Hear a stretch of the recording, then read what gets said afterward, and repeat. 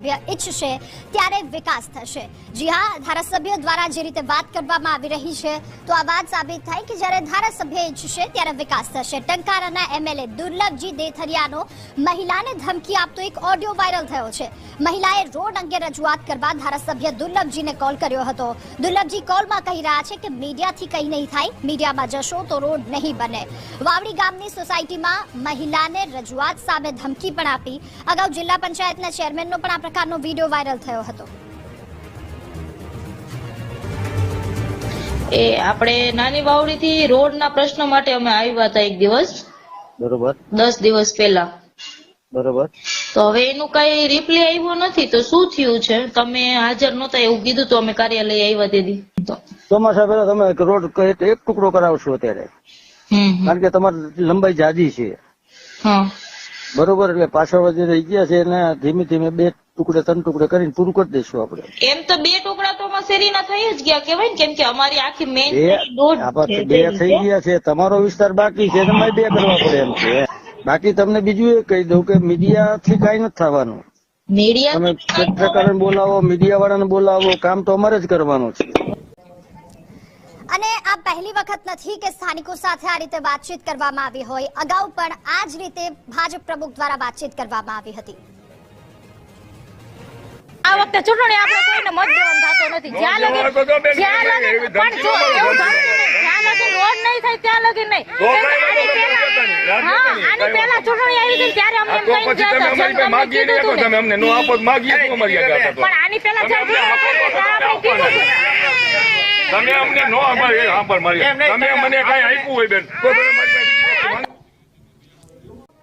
તો જયંતિ પરસુરિયા કે જેઓ પોતે બોલી રહ્યા છે રસ્તાને લઈને, અને ત્યારબાદ દુર્લભજી દેથરિયા એમએલએ કે જેમના દ્વારા પણ આ જ વાતચીત કરવામાં આવી છે। મત જુએ એને એમ કે તમારા ગામમાં તો કોંગ્રેસના મત મળ્યા હતા, મારી લીડ નહોતી નીકળી, તમારે બીજી વાર મારી પાસે વાત ન કરવી જોઈએ, કોંગ્રેસ વાળા પાસે જવું જોઈએ। આ જે વાત છે એ પ્રજાના એક પ્રતિનિધિ તરીકે તમે ચૂંટાયા છો, ત્યારે કોંગ્રેસ ના હોય, ભાજપ ના હોય, જેને મત દીધા હોય તે સમગ્ર પ્રજાના વતી તમે ઉમેદવાર ધારાસભ્ય તરીકે પ્રતિનિધિ કરો છો। તમામ લોકોને સાંભળવા જોઈએ અને મીડિયાનું આવું જાહેરમાં બેફાન રીતે અપમાન છે ને એ ખરેખર ન કરવું જોઈએ અને આવું એને બોલવું। લલિતભાઈ, આપને રોકીશ, દુર્લભજીભાઈ દેથરિયા આપણી સાથે જોડાયા છે।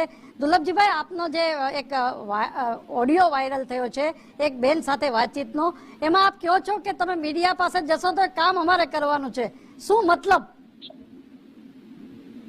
ભાઈ, હમણાં જે લલિતભાઈએ વાત કરી, પૂર્વ ધારાસભ્યએ, ટંકારા પડધરીના 162 ગામની અંદર ચૂંટણી પૂરી થયા પછી અમે જઈને કામ માંગ્યા છે।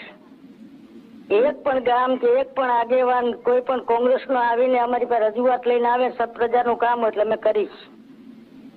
આજની તારીખમાં એક પણ કામ એવું નહીં હોય કે મારા વિસ્તારમાં કોઈનાથી અટકવું હોય અને અટકવાનું નથી। હવે વિષય આવ્યો આપણે નાની વાવડી વાળો, એ અમારા જિલ્લા પંચાયતના સદસ્ય જયંતિભાઈ પરસુંબિયાનો વિડીયો અને વાયરલ થયો, બરોબર છે, 8-9 મહિના થઈ ગયા, અને મેં જયંતિભાઈ પરસુંબિયાને બોલાવીને કીધું ભાઈ આપણે વચનો કોઈ આપ્યા હોય, કામ કરવાના હોય તો આપણે કામ કરી લેવા જોઈએ। તરત જ અમે ગ્રાન્ટની વ્યવસ્થા કરી, આજ 15 દી પહેલાની વાત કરું છું। તમે એવું કહો છો કે મીડિયા પાસે જશો તો મીડિયા દેખો, જો આમાં એમ માનો કે ફેસબુક હોય કે વોટ્સઅપ હોય, આ વિષયની વાત છે, તમે સમજી ગયા? એમાં વ્યક્તિગત મીડિયા તો એક પત્રકારત્વનું કામ કરે છે, સમસ્યા હોય તો એ ઉજાગર કરે, એની પાસે તમે ન જવાનું કહો છો?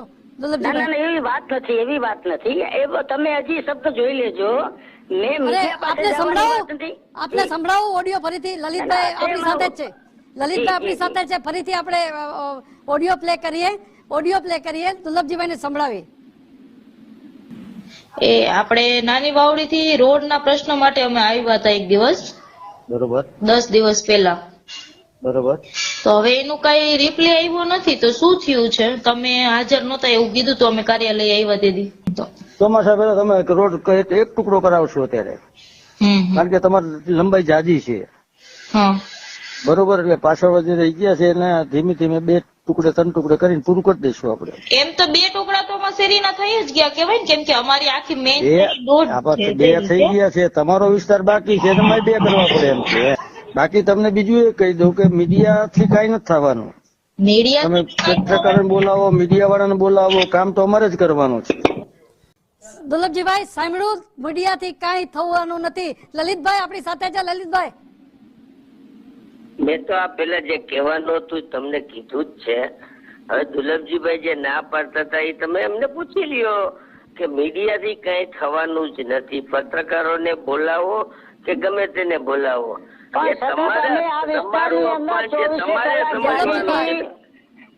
અમે 24 કલાક જાગી છીએ, એક પણ ગામનો પ્રશ્ન ઉકેલ કરી છે સાહેબ. અમે કોઈ વાયદા નથી કરતા, અમે કામ કરી છે.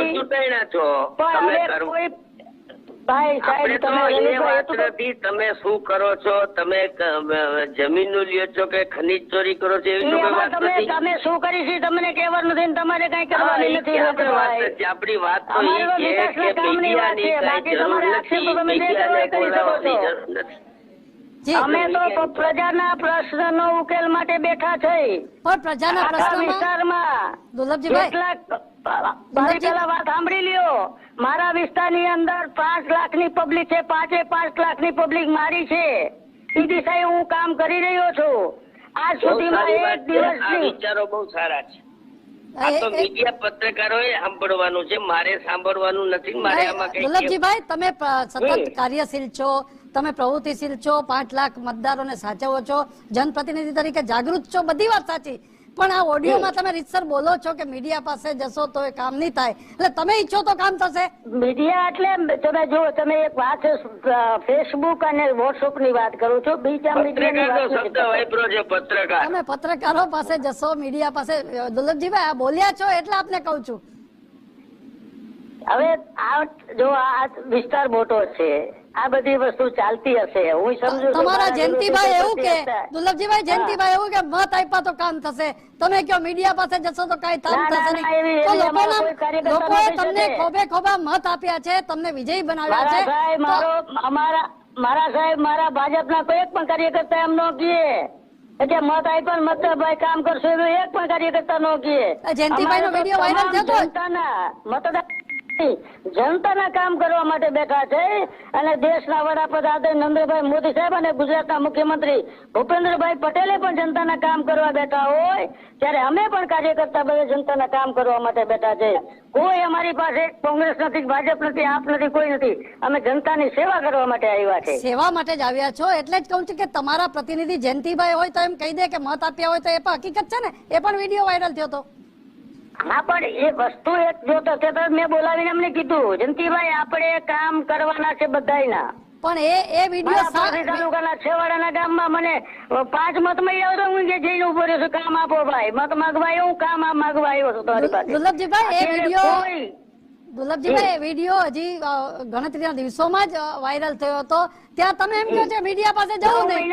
9 મહિના થયા પણ મીડિયા પાસે જવું નહીં. આ વાત જે સાહેબ હતી ને, વાત જયંતિભાઈ વાળી, આજથી 9 મહિના પહેલાની વાત હતી. સાવ સાચા. અને આ વસ્તુ આવી અને મારે ધ્યાન આવ્યું તરત જ મેં કીધું ભાઈ એમ નહીં. દુર્લભજીભાઈ પણ કરાવી દીધી. આપણે એક જ વાત ઉપર વાત છે કે મીડિયા જાગૃત પ્રહરી બનીને કામ કરે છે. અમે નથી તમારા સારા કામને પણ આવકારીએ છીએ. તો તમે આવું કેમ બોલી શક્યા ઓડિયોમાં? સાહેબ મારી વાત સાંભળો. આજની તારીખમાં અમારા મીડિયા ભાઈઓ બધાય ક્યાંય ને ક્યાંય નાના મોટા પ્રશ્ન, લોકના સુખાકારીના પ્રશ્નો ધ્યાને મૂકીને અમે કામ કરી રહ્યા છે. અમે ક્યાંય અવગણના કરતા નથી. સમજી લો. આ શબ્દ કેમ વપરાણો? આ ઓડિયોમાં આ શબ્દ કેમ વપરાણો દુર્લભજીભાઈ? આપ તો જિલ્લા ભાજપ પ્રમુખ હતા, એમાંથી આ પ્રમોશન મળ્યું, લોકોએ વધાવ્યા, તમે પડદની ટંકારામાં જીત્યા, સામે લલિત કાકા પણ અત્યારે હારે છે. એ પણ પ્રયત્નશીલ જ હતા તમારી જેમ. મારા સાહેબ તમામ મીડિયાના ભાઈઓ મને કાયમ માટે કામ મોકલે છે. હું પ્રજાના કામ માટે તત્પર છું અને મીડિયા ભાઈઓ પણ ઉજાગર કરે છે અને અમે એમ કામ કરી રહ્યા છીએ. પછી તમને મીડિયા ક્યાં તમને નડ્યું? ક્યાંય નહીં. તમે સમજી લ્યો. તમે શું કામ આવું બોલ્યા કે મીડિયા પાસે જશો તો કામ નહીં થાય? દુર્લભજીભાઈ એ વિષય એક જયંતિભાઈ નો એનો આવ્યો હતો એટલે બેનને ટકોર કરી હતી, બીજી કોઈ વસ્તુની વાત નથી. સમજી એટલે એ ટકોર પાછી ખેંચો છો? હા બરોબર છે. અને બાંયધરી આપો કે મીડિયા તો જાગૃત પ્રહરીનું કામ કરે છે, તો અમને અરે, પણ એમ જાગૃત થશે છે, સાહેબ. તટસ્થતા. મારી વાત અમારે સાંભળો. કોઈ અમારા મીડિયા- નથી, કોઈ તમારા નથી. જુઓ ભાઈ સાહેબ, તમને એક પેલા કહી દઉં, મીડિયા અમારા હાથ પગ છે. મીડિયા અમારે ધ્યાન મૂકે છે.